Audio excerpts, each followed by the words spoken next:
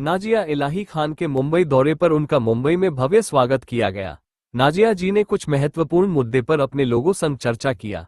इसके अलावा उन्होंने बिहार चुनाव पर भी चर्चा किए। बीएल भारद्वाज के नेतृत्व में सभी कार्य संपन्न हुआ।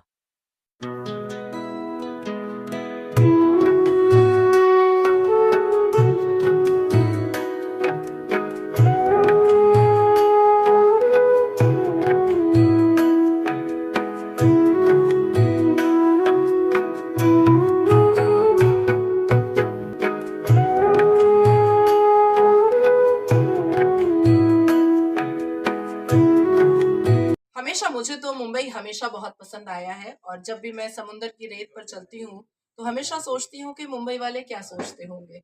कभी सोचती हूँ अंबानी जैसा सोचते होंगे, कभी सोचती हूँ कि फडणवीस जी जैसा सोचते होंगे, कभी सोचती हूँ कि हिंदुत्ववादी नेता एकनाथ शिंदे जैसा सोचते होंगे। फिर समझ आता है कि अलग अलग लोगों की अलग अलग विचारधाराएं यहाँ समुद्र के पानी की तरह चलती हैं। बहुत अच्छा लगा। और मेरा आना हुआ था क्योंकि कल इंडिया गेट पर 26/11 के शहीदों को सम्मान और याद करने का दिन था। और हमारे महाराष्ट्र के मुख्यमंत्री फडणवीस जी की वाइफ के सहयोग से इतना बड़ा कार्यक्रम हुआ जिसमें नीता अंबानी जी का भी सहयोग रहा। उनकी भी स्पीच मैंने सुनी और one of the VIP guest में मैं मौजूद थी वहां पर। तो बहुत अच्छा लगा कि इतनी जिम्मेदारी के साथ इस राज्य के मुख्यमंत्री हर उन लोगों को चुन करके मंच पर चढ़ाए और जो सम्मान दिया है वो वाकई में सीखना है हम सबको और मिसाल कायम किया है फडणवीस जी और उनकी वाइफ ने। कल मैंने देखा कि 26/11 में जो पुलिस ऑफिसर्स ने जो जाबाजी दिखाई उनको सम्मान किया गया, जिनकी जाने गई उनको भी सम्मानित किया गया, लेकिन पहलगाम के जो विक्टिमाइज लोग थे उनको भी उन्होंने याद किया, जबकि जम्मू कश्मीर उनका राज नहीं है।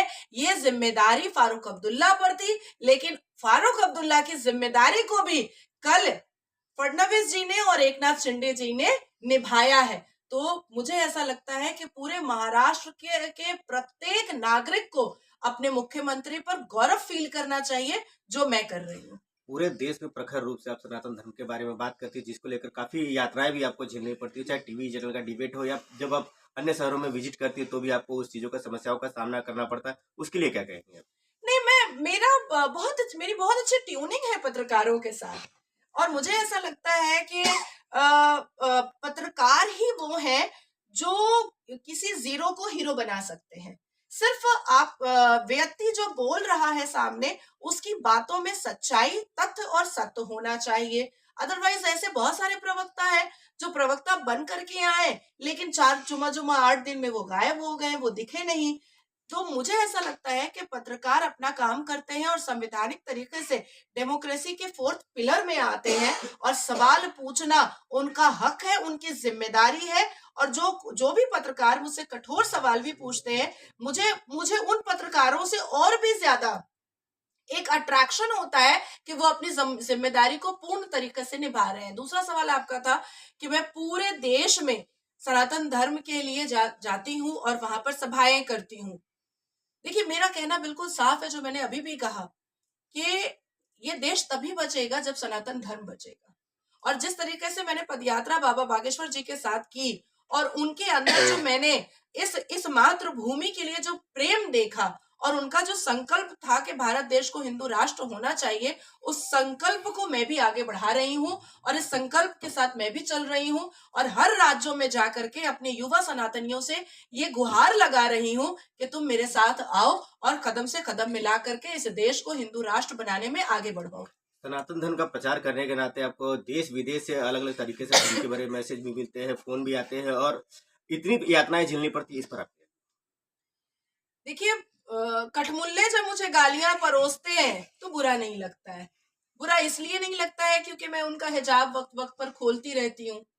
अब बाबरी मस्जिद बनाने का जो संकल्प हुमायूं कबीर ने लिया है तो उसको तो उसकी औकात याद दिलानी थी कि भाई तू प्यारे नबी के नाम से मस्जिद बना, तू बाबर का काहे के लिए औरंगजेब का ठरकजेब काहे को बन रहा है। तो कठमुल्ले गाली देते हैं तो समझ में आता है, लेकिन लिब्रांडो हिंदू गाली देते हैं तो बड़ा आश्चर्यचकित हो जाती हूँ मैं, बड़ा आश्चर्यचकित होती हूँ। लेकिन देखिए, कुछ लोगों के लिए देश बड़ा नहीं होता है, संविधान बड़ा नहीं होता है, बाप बड़ा नहीं होता है, भैया बड़ा नहीं होता है, रुपया बड़ा होता है। धमकियां अभी भी आप लोगों के सामने भी सऊदी अरबिया से आ रही थी मुझे, सऊदी अरबिया का नंबर था। धमकियां एयरपोर्ट से लेकर के कहीं भी जाऊं मैं, धमकी का सिलसिला लगा रहता है। लेकिन मैं ना रुकने वाली हूँ, ना थमने वाली हूँ, मैं बस चलने वाली हूँ। अभी जब मैंने ऋषिकेश में माँ गंगे की आरती की, तो मैंने अपनी स्पीच में उस मंदिर में खड़े होकर के ये कहा कि मुझे प्रेरणा और हिम्मत माँ गंगे से मिलती है, चाहे कुछ भी हो जाए, वो चलती रहती है, मैं भी चलती रहूंगी। मैम, अब